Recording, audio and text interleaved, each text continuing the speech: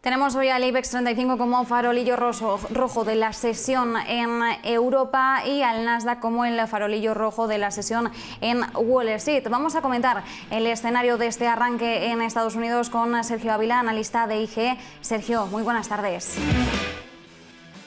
Muy buenas tardes. Sergio, ¿cómo estás viendo la apertura en Estados Unidos? Llevamos ya 22 minutos de cotización, hemos empezado con este tono mixto, siendo hoy la tecnología la que está presentando estos descensos cada vez más ligeros. De todas formas, tampoco estamos viendo grandes movimientos en la jornada de hoy, ni al alza ni a la baja, pero bueno, sí que tenemos al Standard & Poor's 500 y al Dow Jones de Industriales manteniéndose por encima del medio punto. De hecho, el Dow Jones ya quiere tocar también el 1% de subidas. Sí, bueno, lo que estamos viendo justamente es un repunte también en las rentabilidades de los bonos. El bono americano de 10 años está repuntando desde la zona de soportes que nos había dejado en el entorno del 1,41 en rentabilidad. Hoy lo tenemos en el 1,47,8. Y bueno, habitualmente cuando vemos repuntes en la rentabilidad de los bonos, pues aquellas compañías como pueden ser las tecnológicas se ven más perjudicadas. A nivel general, un rebote pues que estamos viendo en todos los mercados, tanto en Europa como en Estados Unidos, a excepción, como decimos, de la tecnología. Pero bueno, yo creo que aquí lo que habrá que fijarse es ver cómo cerramos hoy para realmente podernos hacer la idea si finalmente pues la corrección que tuvimos el viernes ha llegado a su fin o si simplemente ha sido el comienzo. Yo me fijo que no perdamos la cota de los 4.150 puntos en el S&P 500, ya que de perder ese nivel, pues lo más probable sería pensar en correcciones adicionales. Estamos en un periodo estacional que habitualmente es negativo. Después de los vencimientos de derivados suelen entrar estadísticamente ventas. Y también, bueno, porque se abre el periodo de blackout de recompras en el que las empresas norteamericanas no pueden recomprar sus propias acciones. Habitualmente lo que tenemos después es, desde el mes de julio, principios de julio, hasta mediados, un proceso o una temporalidad de repunte para luego, pues los meses de mediados de julio hasta septiembre, pues tener rentabilidades más bien negativas, ¿no? Esa es la que nos dice la estadística y la media en los mercados. Bueno, hoy parece que el S&P quiere repuntar fuerte. Para mí la clave estaría en ver un cierre diario por encima de los 4.210. Si vemos un cierre diario por encima de esos niveles, bueno, pues se podría uno pensar que efectivamente podemos volver a tener algo más de tranquilidad. Pero bueno, realmente una buena reacción la que está teniendo el mercado después de las caídas del viernes.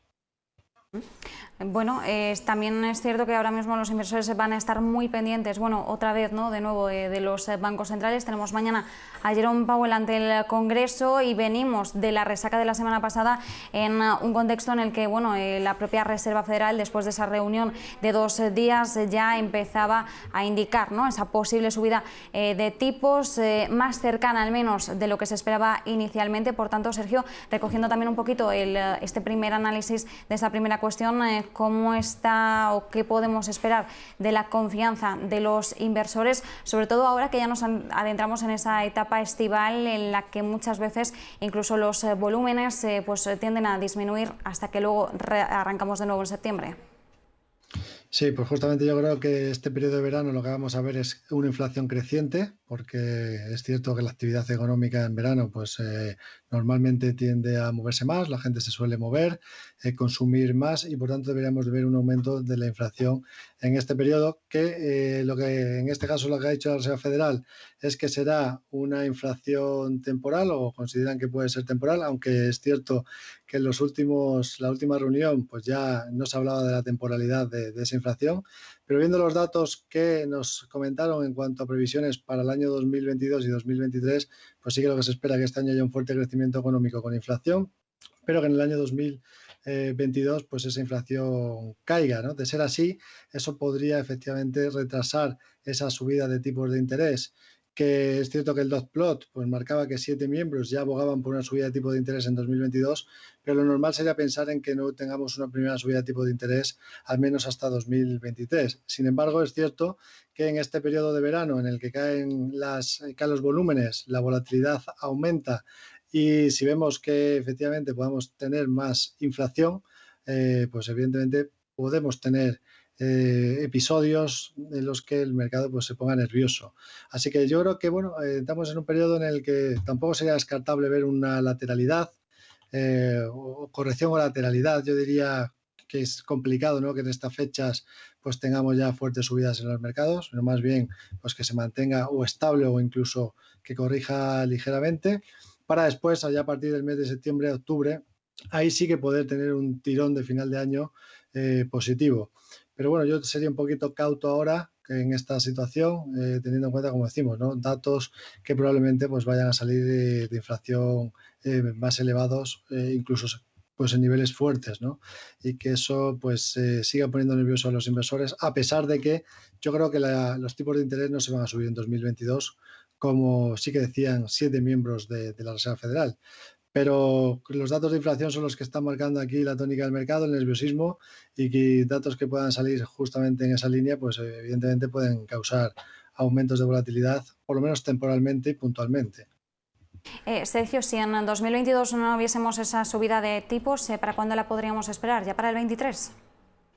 Yo creo que sería para allá, para 2023. Yo creo que efectivamente 2022 va a ser todavía complicado que haya esa subida de tipos. Ahora lo que realmente el mercado está fijándose es que si la Reserva Federal realmente subiese los tipos anticipadamente, eso podría provocar un menor crecimiento y que además tuviésemos inflación alta con crecimiento un crecimiento económico que sea menor de lo que inicialmente se pudiera esperar, y eso sería realmente también muy peligroso. Así que ahora la Fed tiene realmente que decidir cuál va a ser la política que va a llevar a cabo. Yo creo que lo más normal sería que mantuviese, que primero pues empezase con el tapering y que después ya, cuando lleve ya un tiempo con el tapering, ya se decidiese a subir los tipos. Así que yo creo que si pensamos que el tapering pueda empezar a partir de 2022, pues quizás hasta 2023 no veamos esa subida de tipos de interés. Y Sergio, poniendo ya la mirada en la renta variable, en España tenemos que mirar a Acciona por dos motivos. Por un lado, porque se ha adjudicado el mayor contrato de su historia en Estados Unidos. Hablamos de un contrato por valor de 2.320 millones. Y por otro lado, ya tenemos esa fecha del debut bursátil de esa OPV, de su filial de renovables, Acciona Energía, que va a tener lugar el próximo 1 de julio. ¿Cuál es el aspecto que presenta Acciona y qué es lo que podríamos esperar de ese debut bursátil que está al caer? Bueno, os voy a compartir pantalla para poder ver exactamente cómo está el gráfico de Acciona. Lo que estamos viendo es que lo tenemos en un rango lateral cotizando entre la zona de los 122,80 y los 147,10. Yo me fijaría muy bien que no pierda estos mínimos, ¿no? En este proceso correctivo que podemos ver en los mercados, actualmente pues estamos en ese proceso, que ya veremos si es más abultado o simplemente es un rango lateral. La clave estaría en que Acciona no pierda esta zona, la zona de los 122,80. El hecho de que salga pues a cotizar pues la compañía de energías renovables pues puede provocar que por un lado las renovables vaya bien o que durante la primera salida a bolsa pues lo haga correctamente, y que en este caso le pueda penalizar a la matriz como es Acciona, ¿no? Con lo cual, bueno, pues de momento la tendencia sigue siendo alcista. Habrá que ver también la salida que tiene, si cumple con las expectativas que está marcando la propia empresa en cuanto a valoración, y en base a eso pues ya podemos tomar una decisión un poquito más amplia, ¿no? De momento podría ser un mantener siempre y cuando no pierda los 122,80. Si pierde esos niveles, pues tendríamos un doble techo que nos estaría marcando un objetivo teórico de caída adicional potencial hacia el entorno de los se podría venir incluso hacia el entorno de los 92, bueno, podríamos pensar en los 100 euros, ¿no? Así que soporte importantísimo, 122,80. Vale, 122,80 euros la acción. Si se mantiene, si no los pierde, sería un mantener en este caso, ¿verdad, Sergio? Pues, de momento se puede mantener, efectivamente. Pues nos quedaríamos con esa referencia. Sergio Ávila, analista de IG, muchísimas gracias. Muchas gracias, muy buenas tardes.